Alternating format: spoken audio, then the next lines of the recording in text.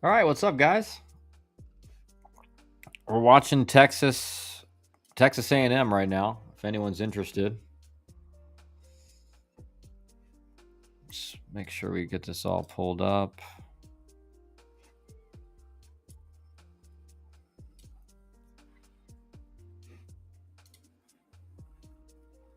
Big opening night win for Miami. Up at Boston College, wins 2-1.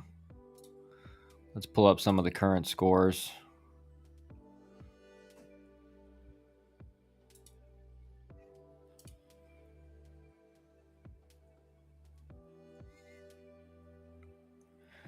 Barks, what's up, man?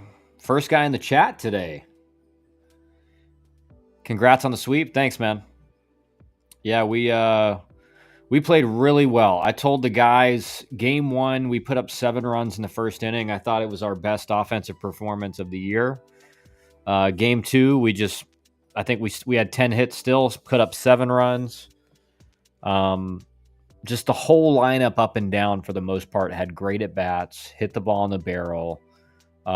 Really good sign heading into what will end up being a tough matchup next week against either Walker or Fellowship. I think they split today in a doubleheader.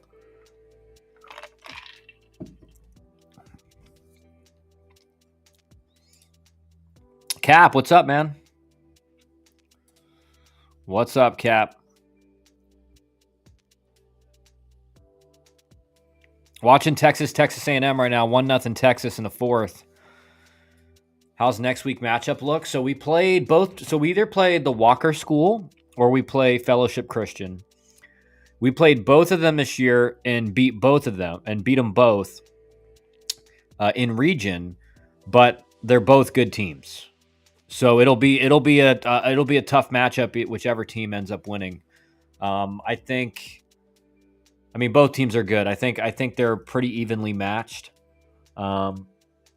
Again, just like one of those Atlanta private schools, it's got good players. You know, they play good baseball. So it'll be a good matchup. Either way, whoever it ends up being, we're gonna have to be on our A game.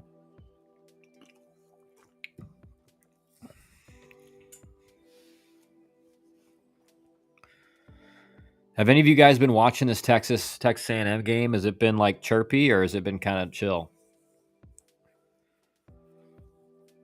I think Tennessee and LSU are like starting in like 50 minutes.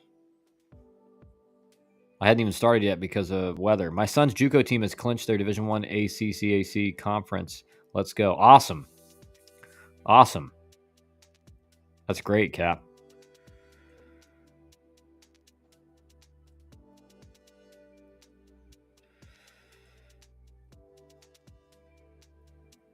Which JUCO is he at, Cap, if you don't mind?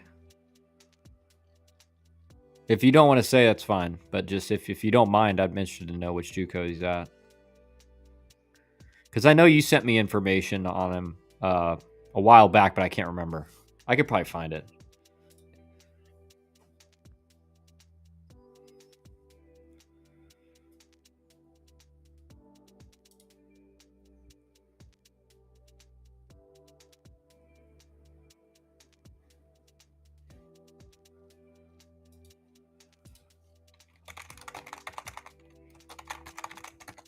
CSN? Oh, okay.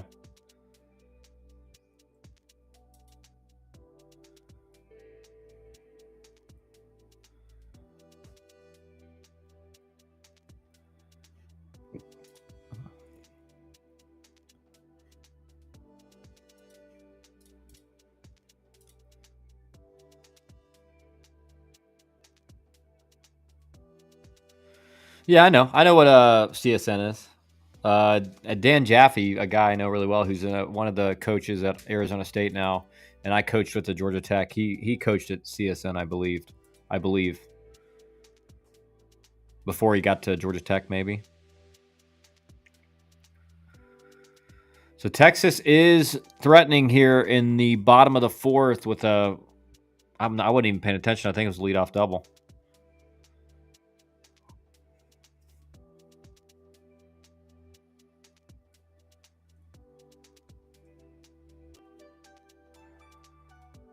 Has Shedeur Sanders been drafted yet, guys? For those of you following the draft?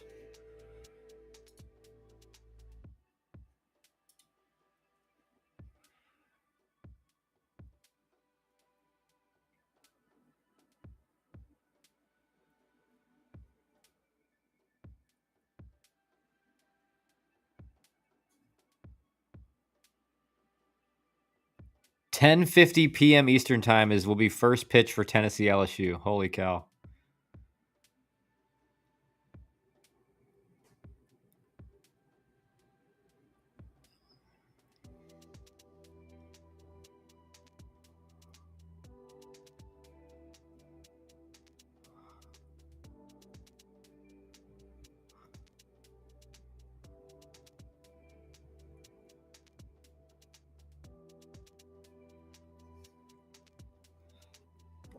Where's Zach at right now? Where's Canes? They get an opening night dub against Boston College, and they're nowhere to be found.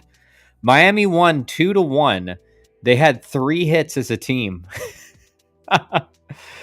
It's unbelievable, man. But you know what? When you're going good, you're going good. You can just win with 3 hits. Somehow you can win a game with 3 hits. Georgia Tech scores 9 runs tonight, and they still lose. Baseball is funny, man.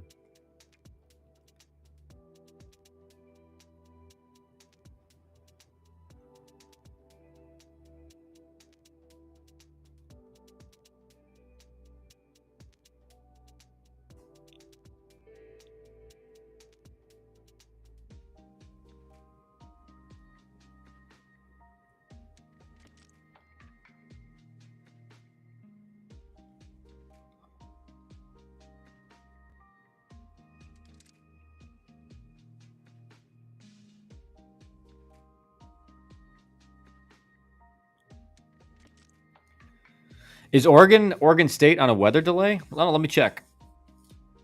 Let me check.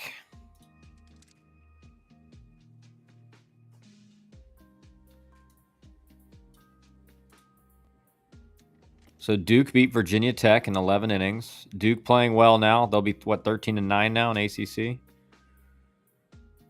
NC State beat Clemson, takes the first series dub against Clemson all year.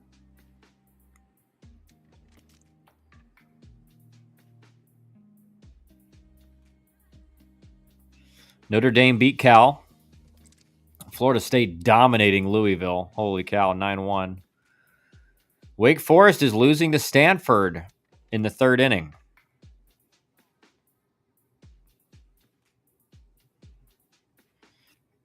Let me see. Where is Oregon State in here? Oh, it wasn't all the way. Okay, never mind. Penn State's losing 4-2 to UCLA. Irvine's beating Cal Poly 4-3. Oregon State are in the top of the 8th, and Oregon is winning 4-2.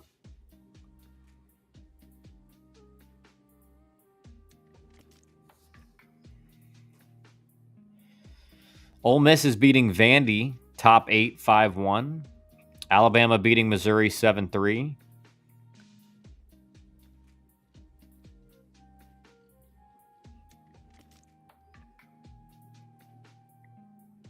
Auburn, Mississippi State is this true? Auburn, Mississippi State are in the 1st inning? I feel like some of these things on D1 baseball are not updated. Troy's tied with Texas Tech or Texas State. Southern Miss is beating App State 10-1. Florida beat Arkansas 6-4. Florida's starting to kind of make a move. West Virginia beat UCF.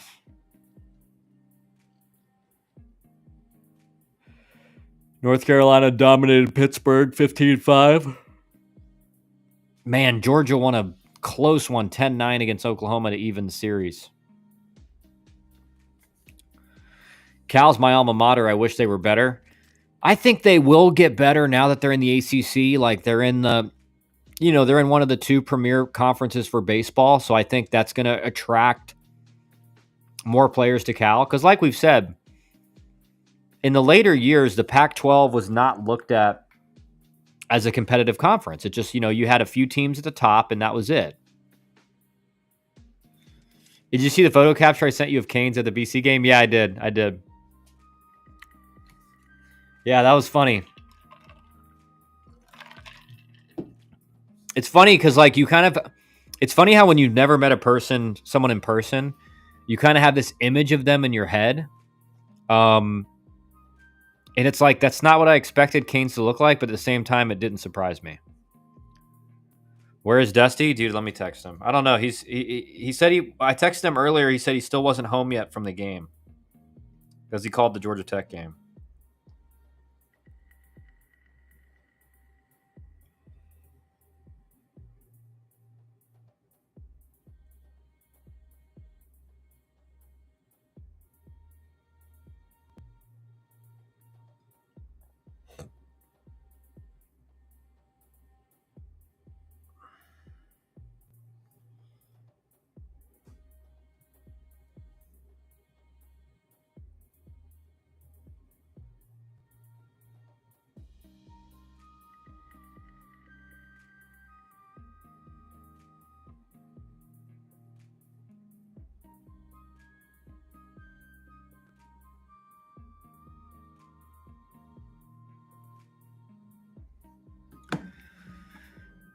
Not much offense in the UTA&M game. Yeah, pitching staffs are doing really well for both teams.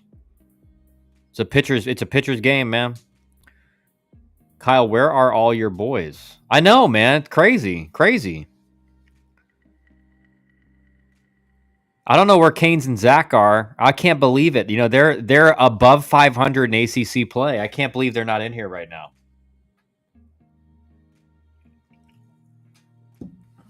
I'm missing something. What did I not?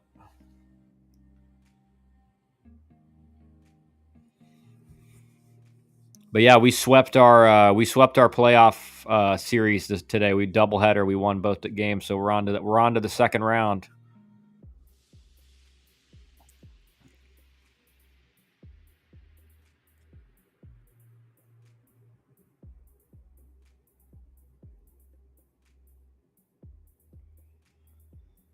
They're with Shador, dude. Has Shador been drafted yet? I haven't followed the draft today. Has he been picked?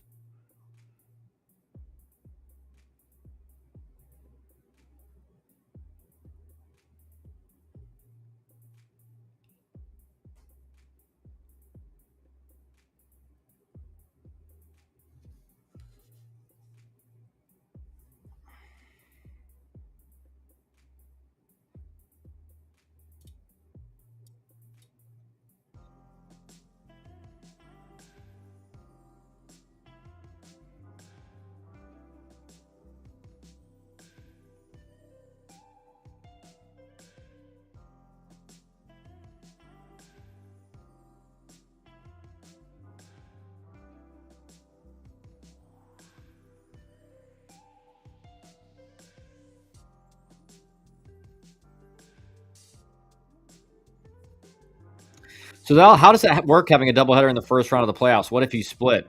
Yeah, so it's a 3-game series, and they do a doubleheader game one, so it doesn't take up 3 days. And so you play a doubleheader game one, and then if you split the next day, you play game three for the deciding game. Sweet. Do you guys have the pitching to go far?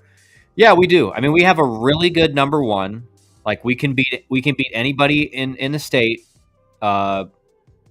Game one, right? Number two, we have a guy who like throws a lot of strikes. He's not going to walk guys. He's going to give up some contact, but he's very good he mixes his stuff up. He's probably in the low to mid 80s. And like he's a good pitcher. But he's going to get hit a little bit, but he does a good job of minimizing damage. Again, he doesn't walk guys, so you got to string together a few hits in a row to put up some runs on him. And then our number three is actually the brother of our number one, the younger brother, and he's gonna be really good. He's gonna be really good. He's a sophomore. He's probably again maybe a little bit harder than our number two, like maybe sits comfortably like 83, 84, 85, maybe touching a 6, but he's got a pretty good slider, like throws decent strikes right now. Like when he's on, he's pumping the zone, but he will lose it every once in a while. But we have 3 pretty good arms, and then our bullpen is really solid. Like we have 4 or 5 guys in the bullpen that we know are going to throw strikes, and they got decent stuff, and they can get guys out. And then our offense is really solid. We made no errors today in 2 games. So we just played really clean baseball for 14. Or we run ruled the first game in 5, and then we played 7 the second game, and won 7-2. No third round, almost over, and no Shador. Crazy, man. That's crazy. Like I expected him to fall, but I think most people thought, like, yeah, he's not going to go top 5 picks, but he'll go like in the 18, wherever the teams where it lines up. What was it, like 14 or 21 to the Steelers, whatever the Saints pick was. I think it was like in the early teens or something. I think a lot of people thought he's going to go there because he may not be the best quarterback on the board, but you feel like, yeah, he could be pretty good. And yeah, I can't believe he's fallen this far. And again, man, it's just like, is it with Dion thing? Were his pre-draft interviews really that bad? It's crazy because like he comes from his dad was just an amazing athlete and obviously like unbelievable football player. So you think he would like be really good in those interviews because he should have a high football IQ, and be able to talk the game uh, and everything like that. So who knows? Clearly, there's something going on with Dion in the drama spotlight. Also, coaches looking over their shoulder that Dion wants to take over. Yeah, yeah. I mean, that's a good point.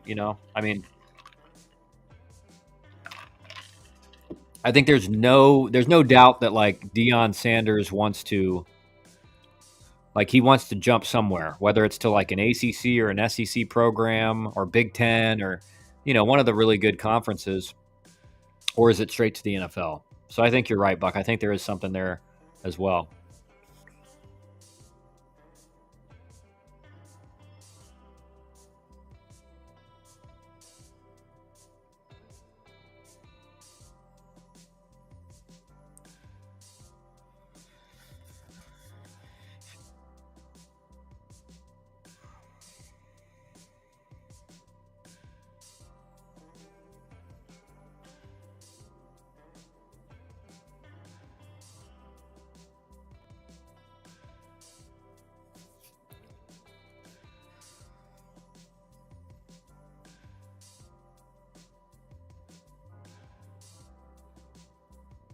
This Texas to A&M game it's so big, man. Interesting that Texas put their Saturday guy on Friday. Well, isn't their Friday guy is out for the year? Forget his last name. I forget his name. The lefty, I believe, right? Uh, that's not Sanders, is it?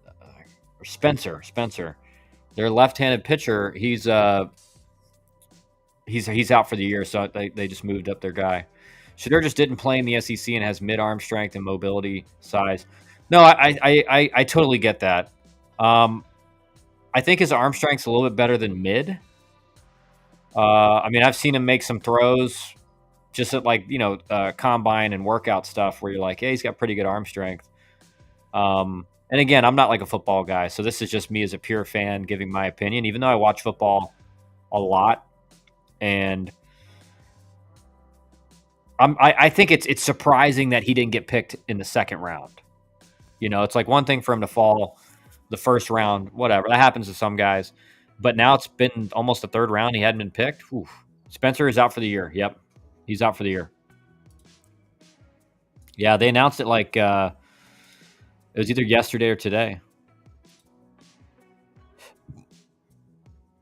Man, it's like X is totally like every post on X right now is about Shador Sanders. Literally every single one.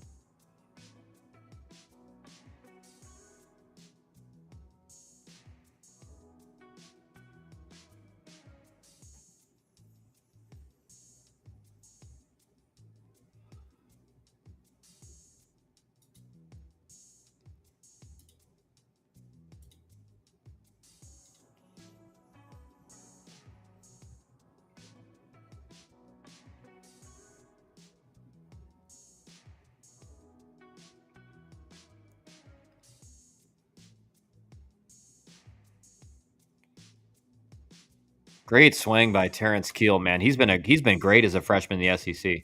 I'm an expert, Kyle. Maybe you are. I don't know. I'm definitely not. That's why I'm. When I talk about baseball, I can talk about whatever I want because I know what I'm talking about. But football, I'm not going to act like I know a whole lot. I watch football a lot, and I think when you're a competitive athlete, you can kind of see the game within the game with other sports, but not nearly as deep. So I feel like I get football pretty well, but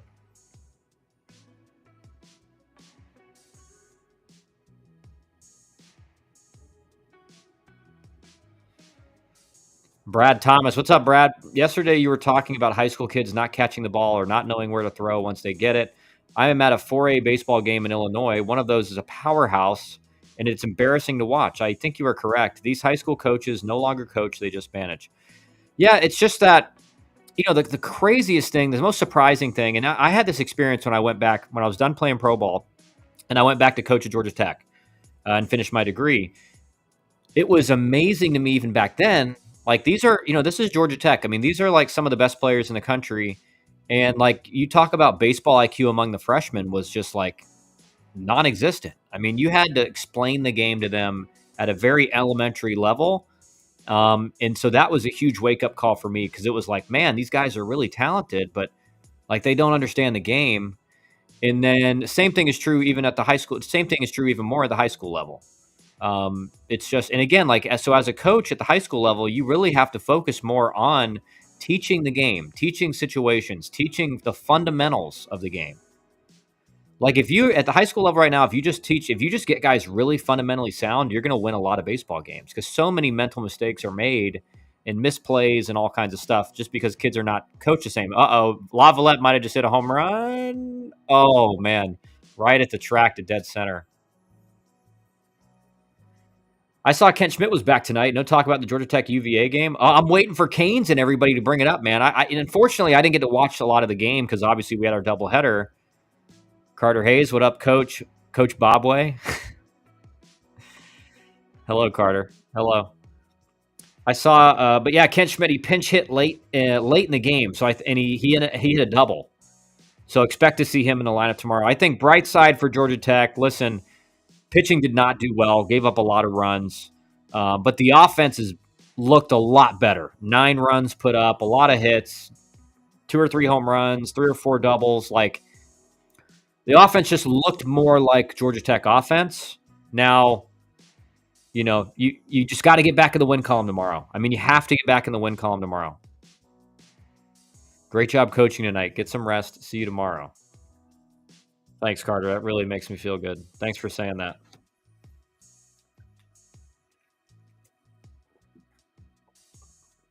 Good game tonight, Carter. Go to sleep. Get off TikTok.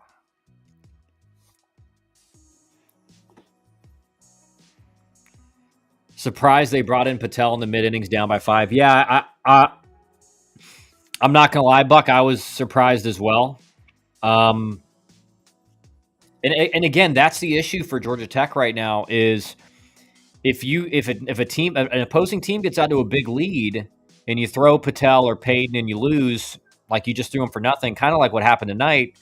And if we look at it, let me just look at the score. How many innings he threw? 2 innings. He threw 29 pitches, so he's plenty good enough to come back. Probably not. I mean, he could throw tomorrow, but definitely can throw Sunday. I'm gonna pop my 3 million. Okay, Carter. Carter, you're like 2 seconds away from getting blocked. Okay.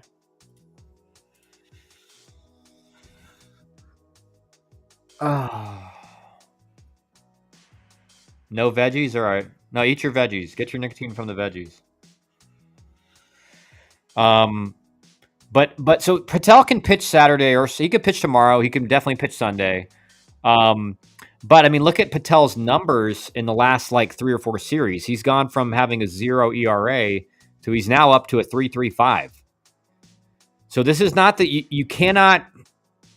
I mean, you hope you can refine his form, but you cannot. When you bring in Patel right now, you cannot assume you're going to get like first half of the season Patel because he's not pitching like that right now. He's still not walking guys, right? He's doing a great job commanding the zone, but with Patel, the changeup command is everything. If he can command the changeup down, his fastball is gonna play at least better and make him more deceptive. But if he's not commanding the changeup down, his fastball is 88 to 90. I mean, it's so I mean it's a very hittable fastball, and his total game plan revolves around his changeup command. And if his changeup command is not like excellent, he just becomes hittable. And so that's another thing for Georgia Tech is like one of your best arms out of the bullpen is starting to kind of regress. So is UVA back in the tourney with a sweep this weekend? I mean, it wouldn't hurt, I mean, I think they're definitely in the tournament. Like if they sweep this weekend and then kind of play well the rest of the way, I think they're definitely in, right? I mean, I think if you got 15 wins in the ACC, you're in. So if they sweep here, they're 12-9, and they got 6 games left. So they got to win 3 of the last 6 games. They got to go play 500 ball the rest of the way. If they sweep this weekend, that's why it's going to be difficult for them. Because if they don't sweep, then they still got to win 4 games. So they got to win all the remaining series. I mean, if they win this series, they still got to win all 3 or all the rest of the series after it.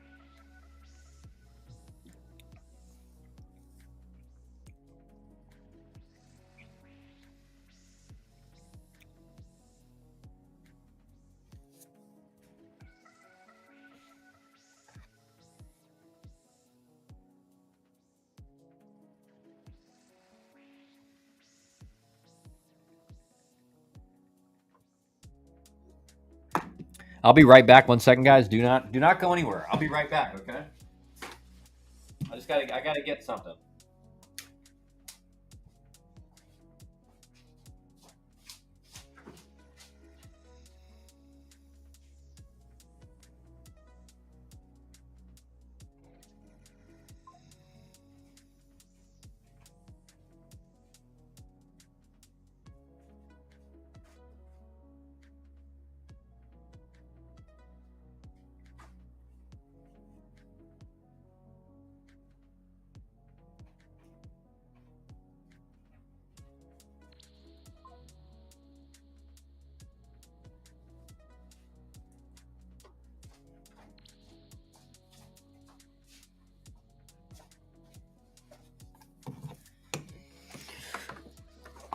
All right, we're back. Hope nobody left. Please, nobody leave. We're trying to go national here.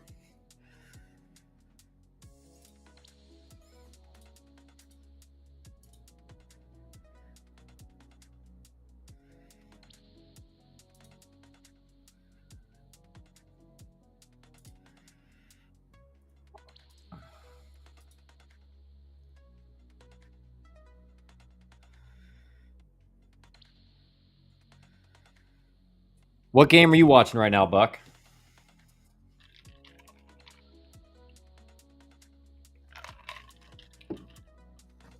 I'm texting Dusty right now. I'm trying to get him in the chat.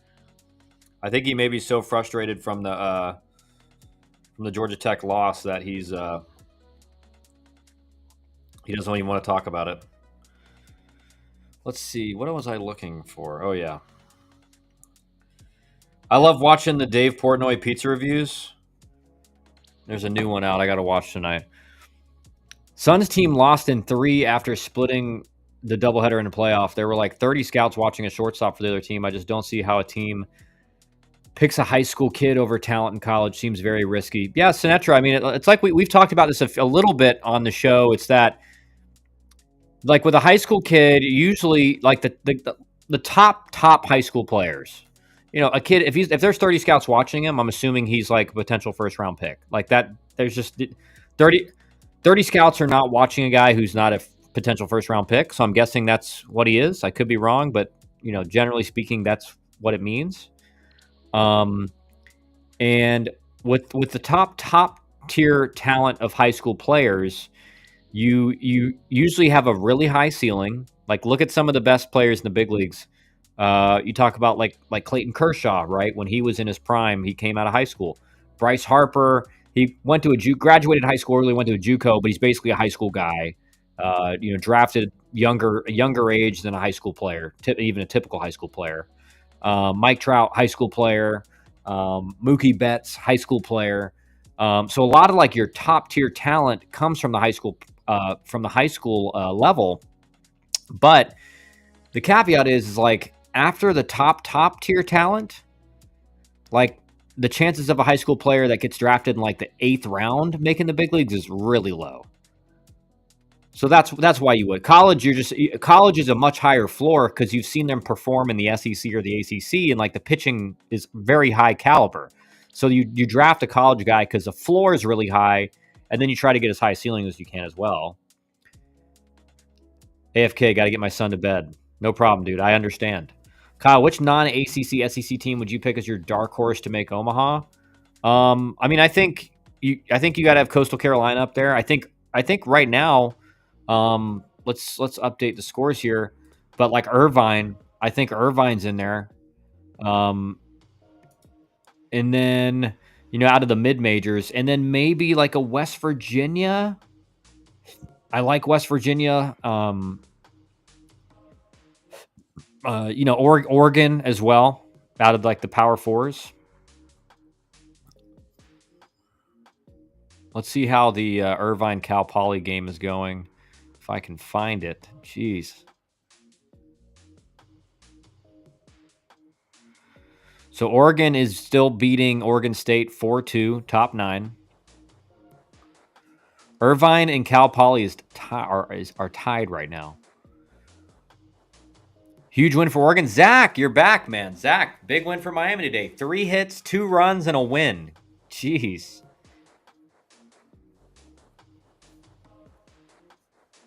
We all knew Oregon was going to win. I mean, guys, do we know ball or do we know ball, Oregon's leadoff hitter has 20 home runs. He's batting leadoff? I know they have the home run leader in the country. I didn't know he was their leadoff hitter. He's a Vegas guy? Okay. What position does he play? I mean, is Oregon just doing like the pure analytical approach of like you just hit your best hitter first because he's going to get the most at bats in the season? I don't really agree with that. I think at most you bat him second, so at least he has a chance of having some people on or having a runner on him or in front of him. Oregon's offense is scary. They're going to be a tough out in a regional. Oh, 100%. I mean, I think right now, like if Oregon wins this series, I mean, Oregon deserves to be a regional host. Center field. Wow. Ooh. That's pretty good.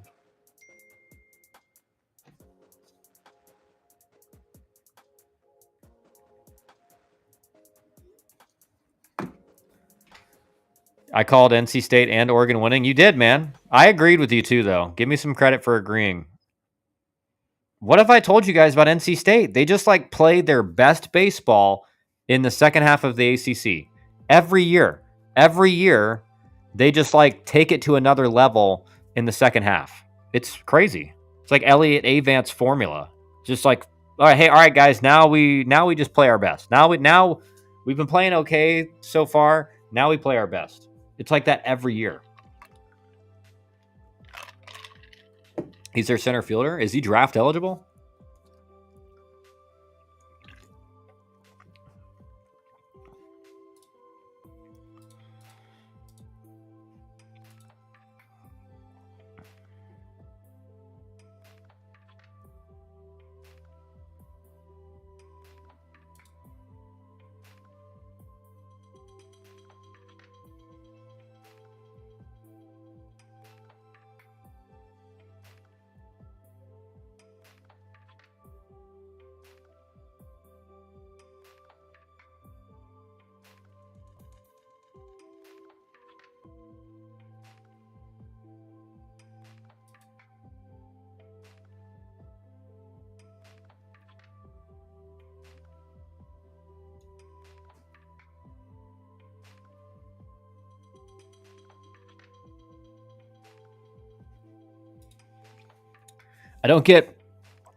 I I don't get RPI. NC State beats Clemson twice, but only moves up 4 spots. That's the thing, Zach. Like RPI, there's so many circumstances where RPI just like it doesn't make any sense. Like you look back at NC State's schedule, and do they have some bad losses early? Yes, they do. They have some bad losses early in the season, non-conference, whatever. That's why the committee does take into account like how a team finishes. Like you hear that a lot. Like a team who was kind of on the bubble for being a host will get a host, and the committee will a reason will be like their last 15 games they went like 13-2, like they're like they finished really strong. So NC State's the way they're playing right now, they're going to get that moniker from the committee. But that's why RPI, you can't just look at RPI solely because it's just not a perfect metric. It's a decent metric, like again, relatively strong metric, but it's definitely not an all-encompassing one that you could just base everything off of. And just like you said, you beat a team who hasn't lost in the ACC all year, or at least an ACC series, number 2 team in the country, and it goes up 4 spots. Yes, he's projected number 85. I think he's better than Canarella. 85? Really? That's the thing that you don't get. I mean, that's the thing that, like, and again, I've never seen him play, so I don't know, like, how legit of a center fielder is he? He may be playing center field at Oregon, but scouts may view him as a corner outfielder. If that's the case, like, his value is not going to be exactly what you think it is, like a center fielder's would be.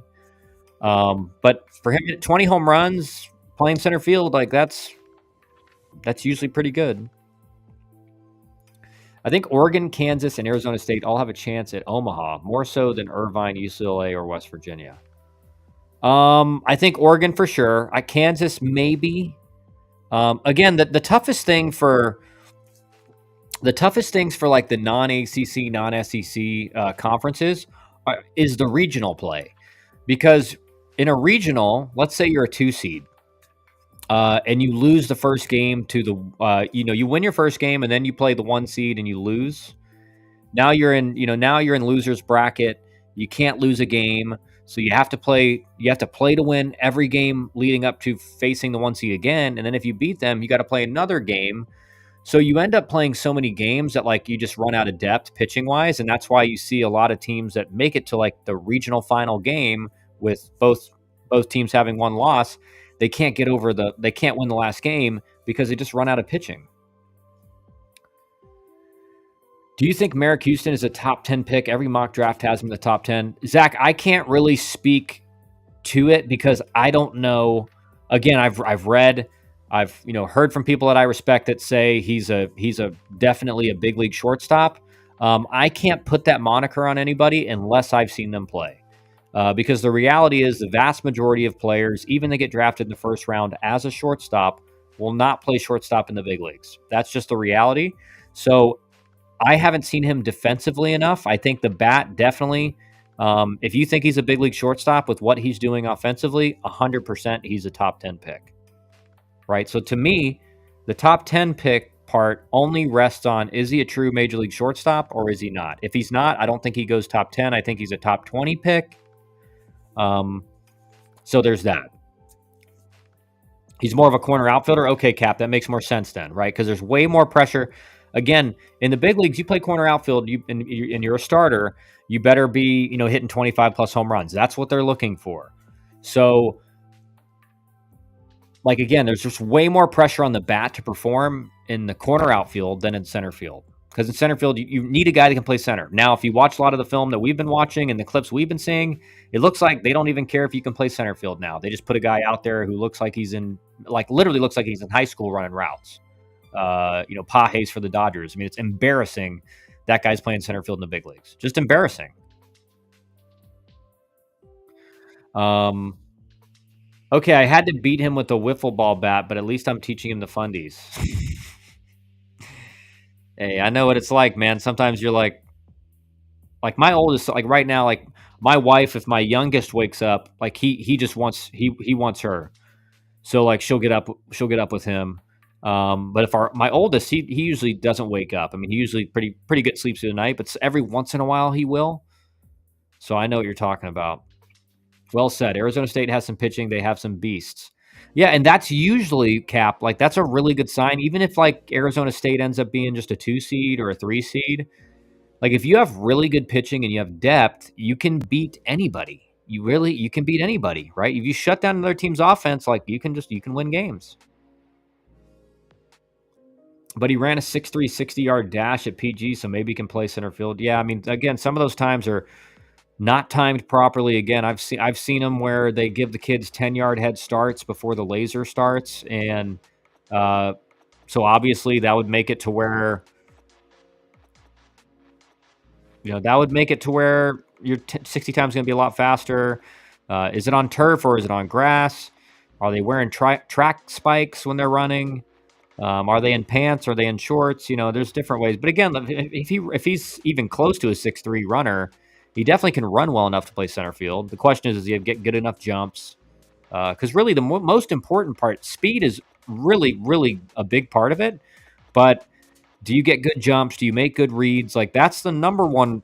That's the number one tool of a center fielder. Because like you think about the guys like Jim Edmonds, Andrew Jones, they were not burners. They, which is a term for an elite runner in baseball. They were, maybe slightly above average to average runners, but they were elite defensive center fielders because their first step was just elite. So Dylan Cruz hit a triple in the ninth on a 99-mile-per-hour heater to beat the Mets. Going to be good. That's a good sign. Arizona State has like 5 guys in the bullpen who throw 99 with command. How are they losing games?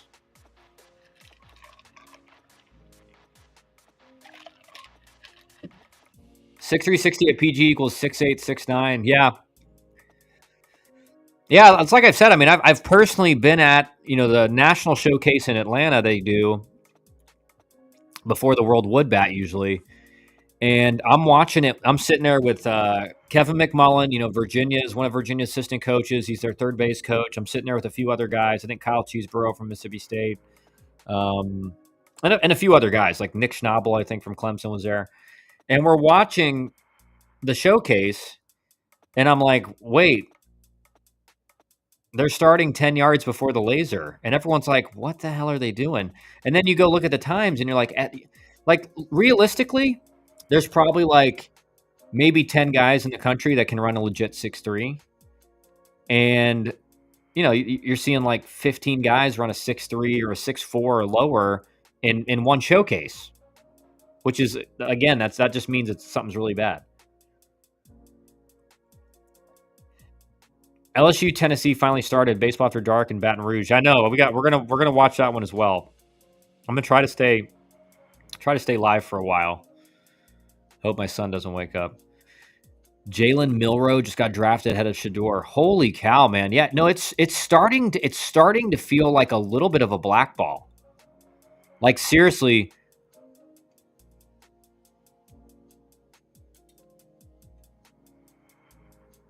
Like it's starting to feel like there's something else going on entirely that nobody knows about, right? Like it's either just like teams, like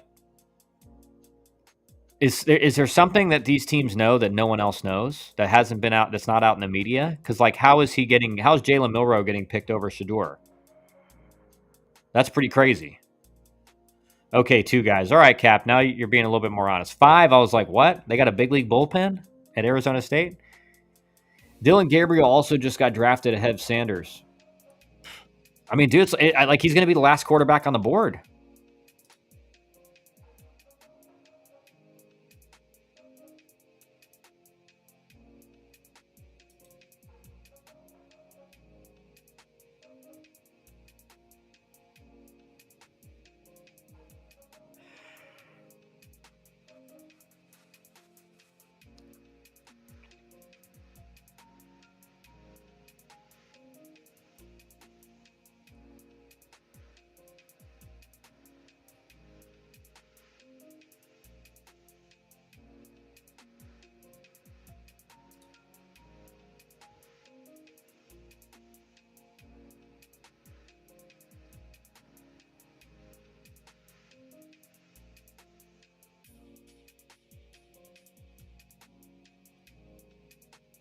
And Mel Kiper Jr., and again, Mel Kiper Jr. is kind of a clown, right? Like we all kind of know that.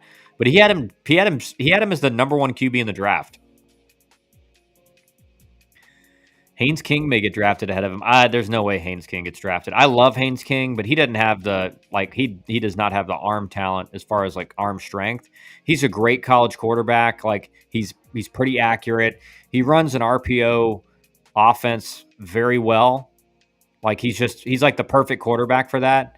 But I would be very surprised if he gets drafted. Okay, watching LSU Tennessee now as well. Got two screens going. Wow, you're big time in it, Buck. You're big time in it.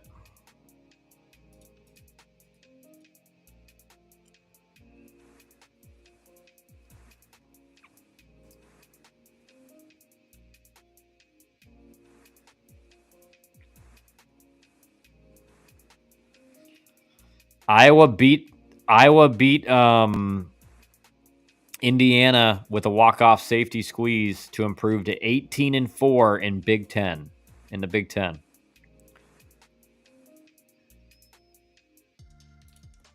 Holy cow! Tulane beat ECU 20-5.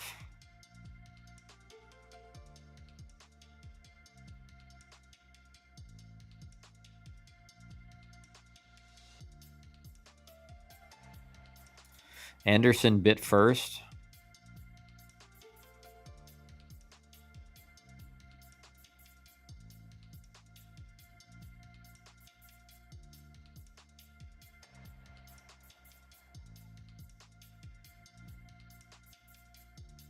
Anderson big first.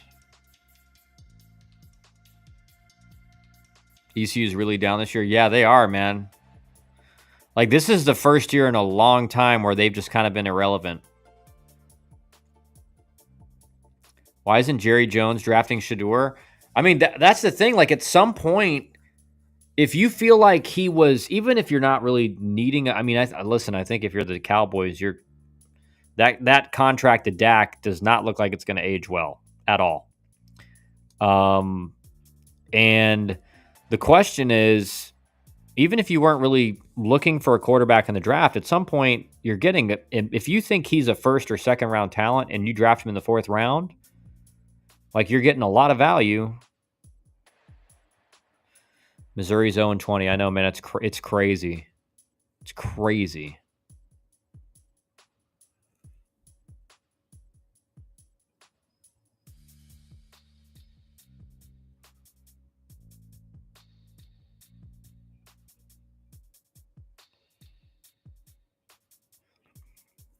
Look at this. Like the lefty for A&M, he's throwing 89. I was told that everyone in the SEC throws 100. That's what I was told. I was told that like the average fastball in the SEC is like 94.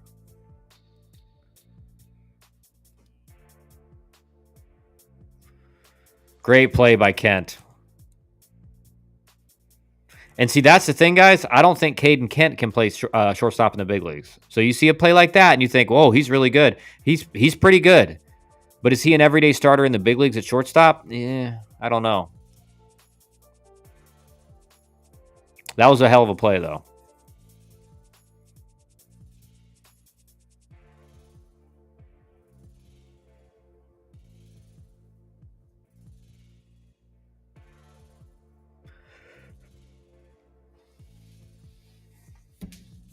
Excited to see Liam Doyle in this environment. Oh yeah, I forgot. I mean, it's there's so many Thursday games like these last couple years that I always forget that like most teams are still throwing their ace on Friday.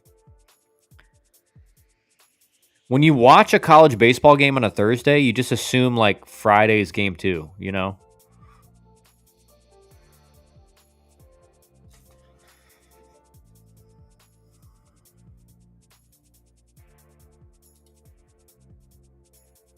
I don't think Kent makes it due to his bat. Yeah, he's really cooled off this year. He was one of the few guys that was actually doing something early. And then he's really cooled off. I think he's under 300, I think, right? Like he's close to like 250 or 270.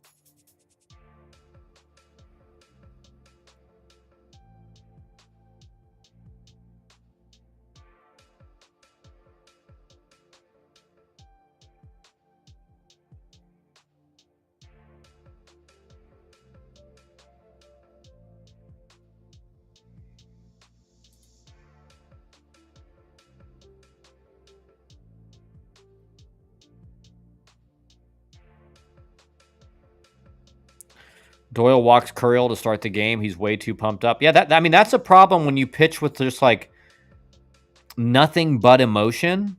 When everything's emotion out there, it can be too much, right? You can be just kind of way too high on the emotion instead of and you kind of lose focus at that point.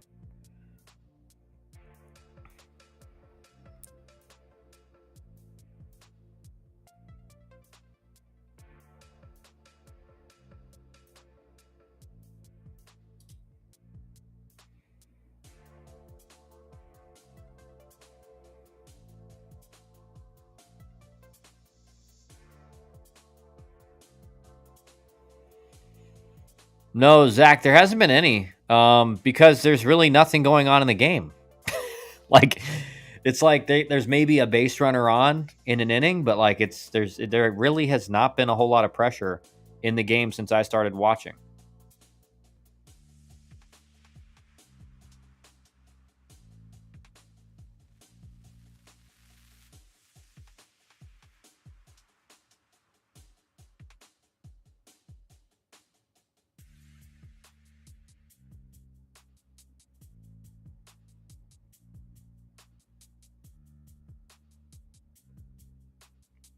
No chippiness in the Texas game except what ESPN has tried to provoke. Yeah, I heard that. I heard before the game they just ran a whole they just like ran the highlight reel of everything that went down last summer to like hype it up. So many of these PG top players like Curiel and Arambade or Arambidi, I don't know, Pino, etc., are all freshmen in college. Surprising they didn't sign. They must be getting a lot of NIL. Oh, I mean, for sure. I mean, Curiel's at LSU. Like he's getting a lot of NIL. But you know what? Like Curiel's going to make a lot of money for himself if he keeps playing like this in his career.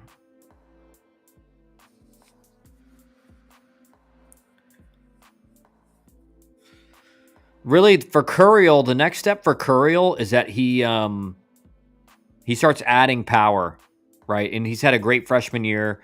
He's gotten on base, hasn't hit for a whole lot of power, which is fine. He's a freshman, and he plays center field. But he's, he that's the next step for him to be like a top pick. He's got to add some power. Doyle comes back to strike out Jones.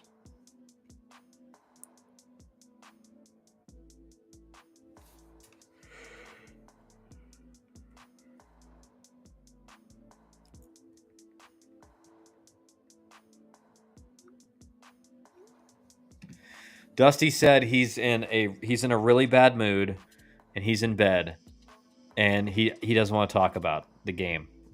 Yeah, he plays left field most of the time, but he's a center fielder. He's going to be a center fielder.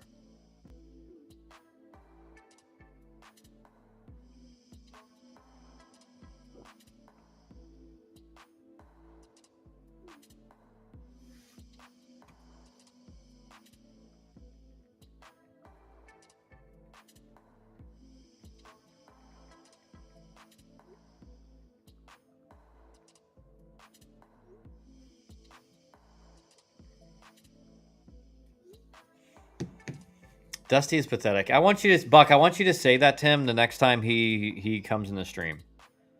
He needs people to say that to him.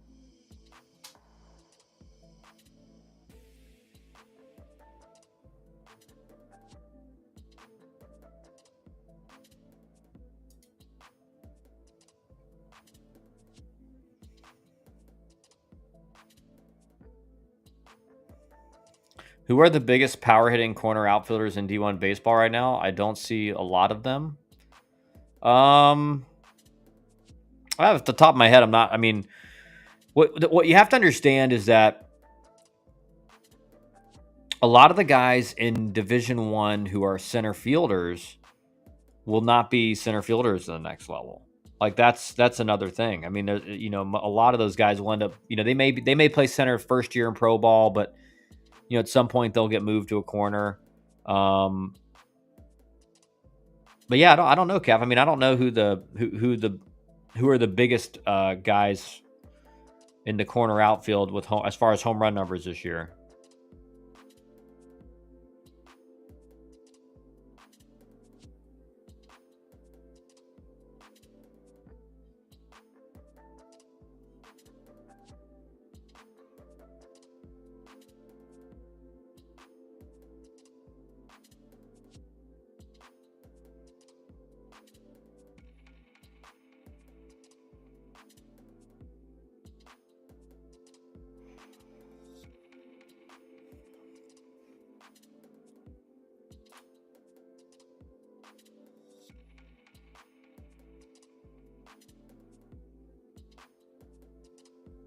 Base hit bunt for Texas. Love it. Look at this. You can't even make a play on it.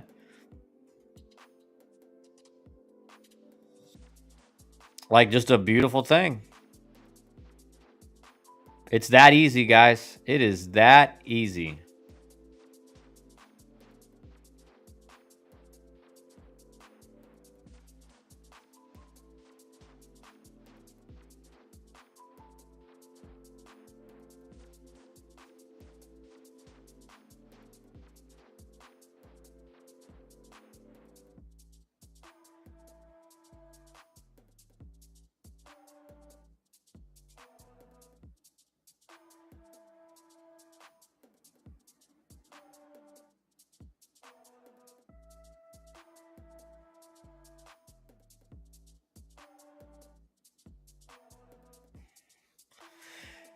Yeah, and I mean that's a great point by I can't remember what's the guy's name on the call tonight, but it's a great point because they're debating on it's a good idea for your cleanup guy, who's obviously a center fielder, he can run to bunt for a hit with 2 outs without on first, and I mean whoever it was, I can't remember his name, but he said he's like, listen, I kind of lean towards I want you to swing away there, but only he knows how he's feeling against Ryan Prager tonight.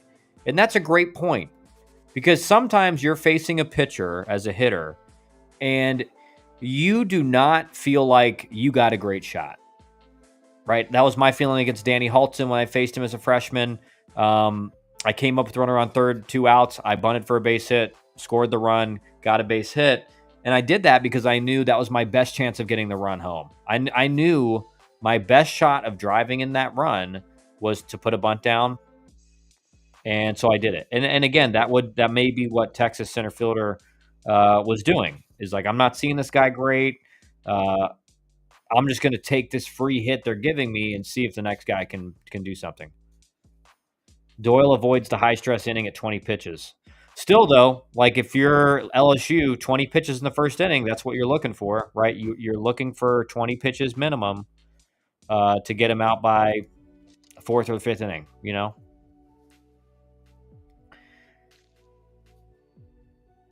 Prager's been good tonight. Yeah, he has, Buck. It was a great bunt as well. Like, what a bunt. Great bunt.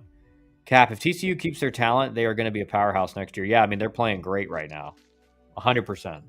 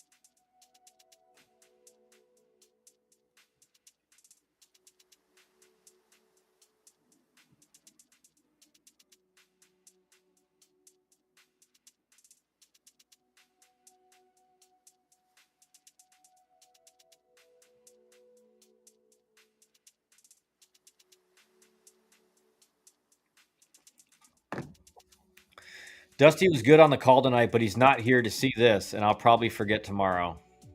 Yeah. Yeah, just keep that to yourself, Buck. Keep that to yourself. We don't need Dusty knowing that, man. He is good though. I'll say that he is good on the call. And if as you guys have seen some of these nights when we were watching games, like me and Dusty, we see the game very similarly. Like we see a lot of the same things as far as like how pitchers are pitching certain guys, how they should pitch certain guys, what hitters are looking like. We see the game in a very similar way, and I think that's why we became really close friends at Georgia Tech. Is just because I think we had similar mentalities. Both tough. Both of us were really tough mentally, and like we saw the game. We saw the game at a high level. So I mean, of course he's going to be really good on a broadcast, just because he can really get you inside the head of a pitcher and what a pitcher's trying to do and a certain situation. What's his objective got to be? And again, that's just something that if you haven't played at a high level, a lot of times you won't know those things. Can Texas cash in here? It's going to be tough. I mean, this is A&M's, like they've said. I mean, this is A&M's best arm out of the bullpen. Oh. Uh-oh. No, he's good. Foul ball. Dang, I was watching the NFL draft with some friends. Miss Dusty. You were watching the second round, Zach? Zach, you're watching the second round? Miss Dusty on the call. Is he calling the game tomorrow? I don't know. I'm sure he's got more games he'll be calling this year.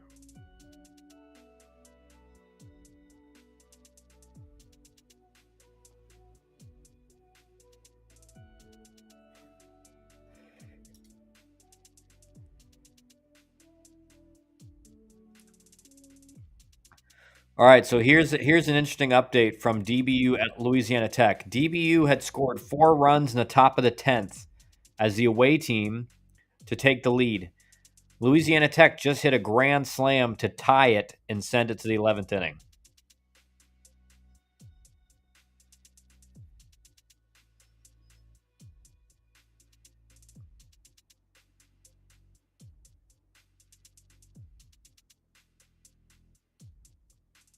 Yes, I'm a junkie. Love the draft. I love the draft too, but I mean, once it gets to like second round, I'm not gonna be like locked in on it.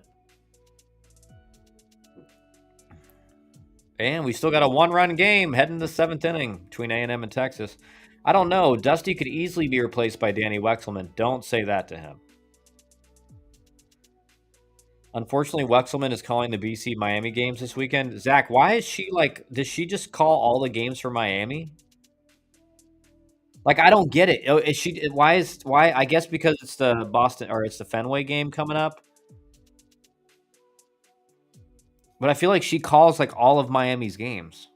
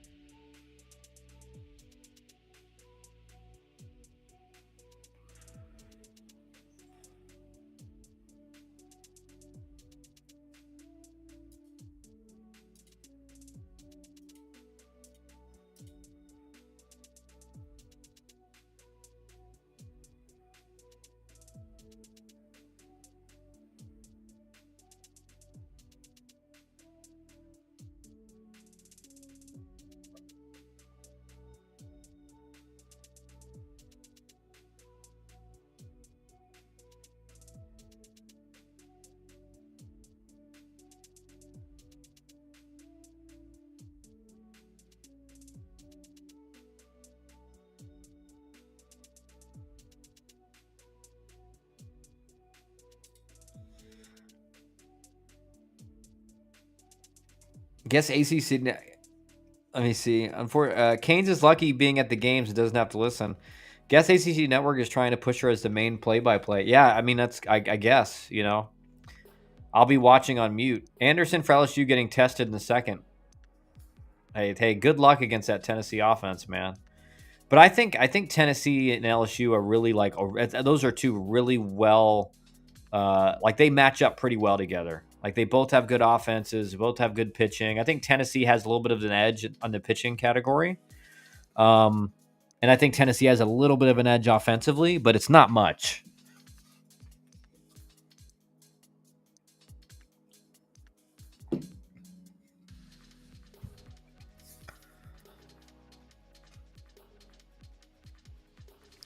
Man, A&M just cannot get anything going. Who is the guy that calls games with Gabby Sanchez? I don't know.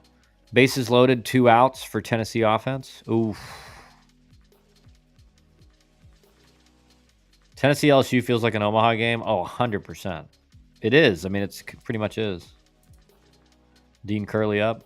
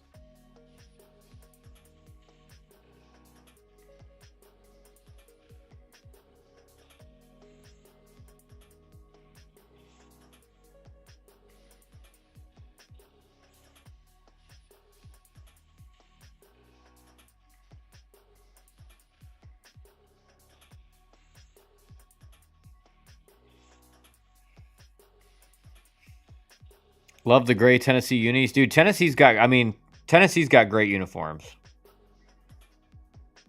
I know some people don't like that orange, but I think it looks great. Uh-oh, that was kind of touched. Man, A&M has hit a few balls like right to the middle of the warning track in dead center.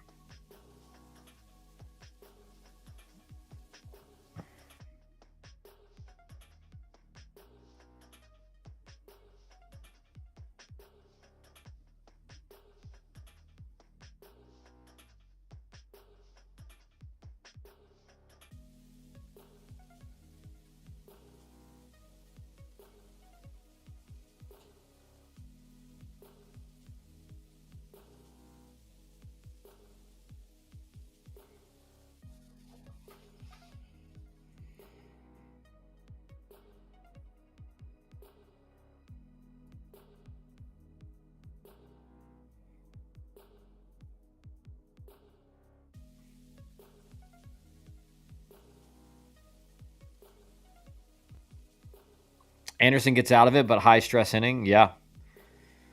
Well, it looks like first inning for both pitchers was kind of like high stress. I mean, I know Doyle's was a little bit probably lesser. I mean, he didn't have bases loaded.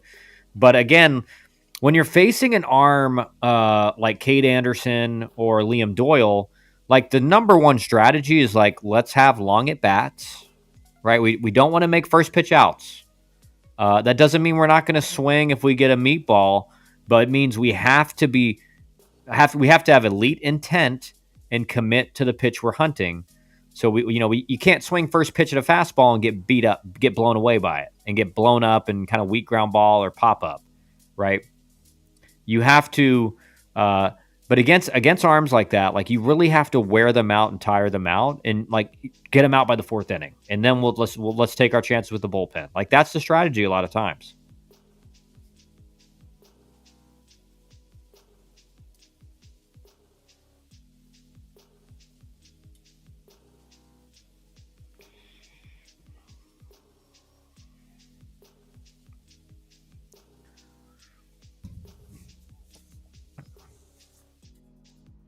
Round 3 done and no Shador. Man, it's crazy. I mean, like I said, if I have X pulled up on one of like the screens, and like all I'm seeing, that's the only thing I'm seeing on Twitter is Shador Sanders.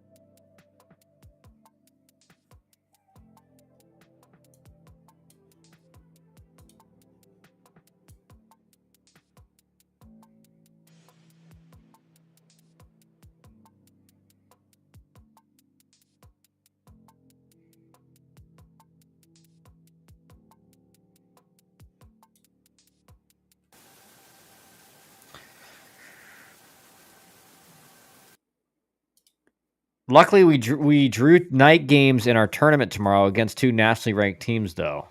Oof. Yeah, nationally ranked the nationally ranked teams that's going to be nice.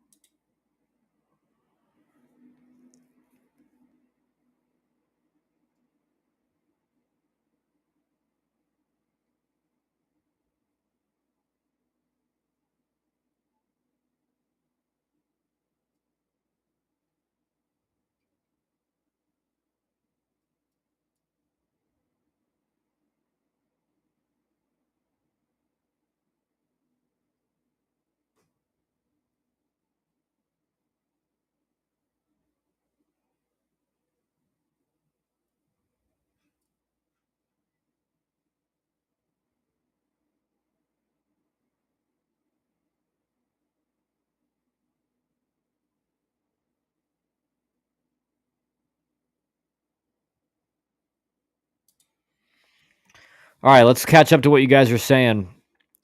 Danny Burke, what's up, Danny? Dion is the dad that starts a travel team so his kid can play shortstop and bat second. I don't want to go that far yet, Burke, but I get what you're saying. I get what you're saying. My son is going to have to pitch in pool play likely so we can get one. I don't know why I can't read your messages, Buck. He hasn't done that in a while. Oof. Well, he better get ready then, I guess, right?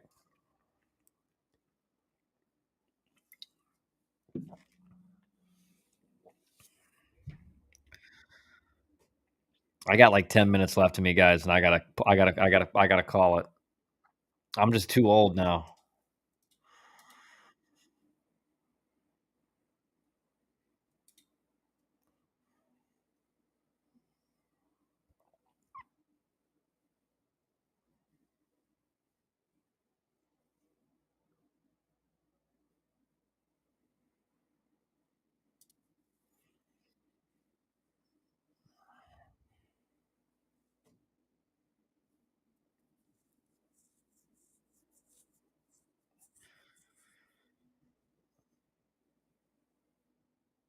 Told you were 45. It feels like it. I know it does.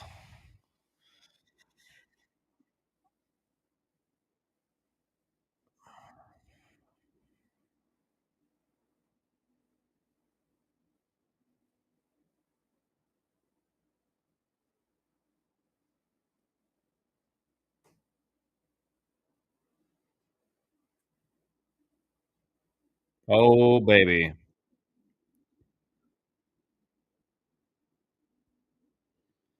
big solo shot for Texas.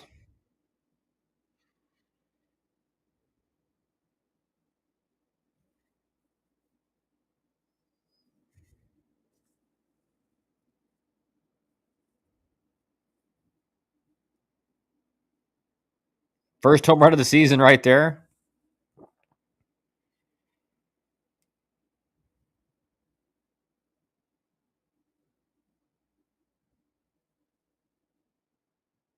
When your kids are under 5 years old, you feel like 50, and then you get a second win for a bit, and then you actually are 50. That's pretty good. That's pretty good, Buck. That's pretty good. Well, when my oldest is 18, I'll be let's see, I'll be 48. So I won't be 50 yet. When my youngest is 18 right now, I'll be right around 50. So, uh, and then if I have any more, I'll be past 50 by the time they are. Now that you've been discussing pitch tipping, I have been testing myself and I pick up so much undervalued and easy skills developed to help hitters. Yeah, definitely. Like the most difficult thing is just, proof of concept. Like when you feel like you've picked something up, like can you replicate it 7, 8, 9 times in a row? And then at that point you feel like you've got the pattern figured out. By the way, use sports to hang on to it as long as you can. Doing my best, man. I'm going to do as best as I can.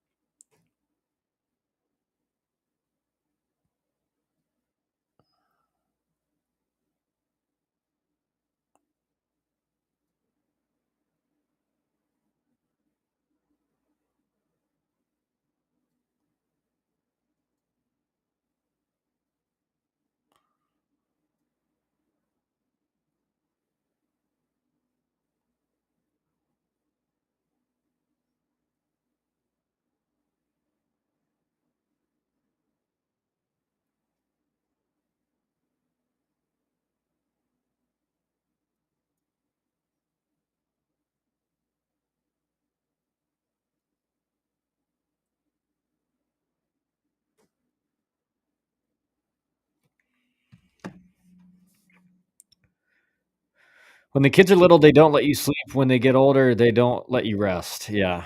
That's what my uncle Dan said it best, I think. He said when our first was born, he said, "Kyle, it gets easier and harder at the same time." It's like it gets easier in some ways and harder in other ways. I can still throw 70 in BP, but then I can't lift my arm for 2 days. Yeah.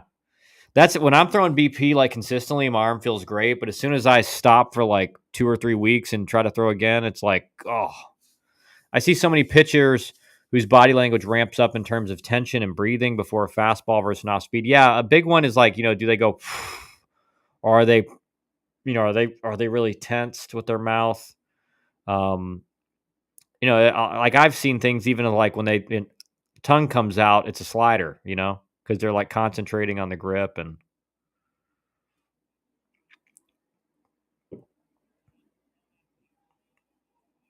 oh my gosh, man. Yeah, that's got to be Keel's ball all the way.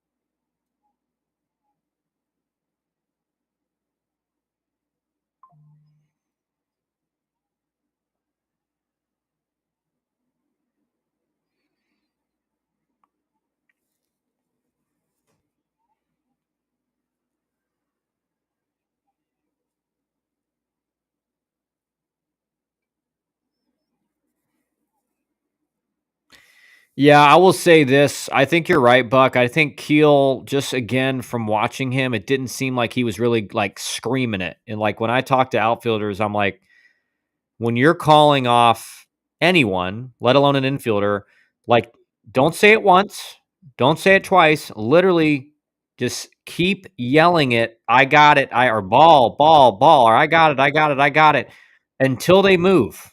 Like, don't just assume they hear you. Keep saying it as loud as you can. It looked like there he was kind of like calling it, but it was not super loud. I don't know, but that's his ball. That's his ball. But again, like you're playing at LSU, it's a packed house, probably really loud. They may not have heard each other.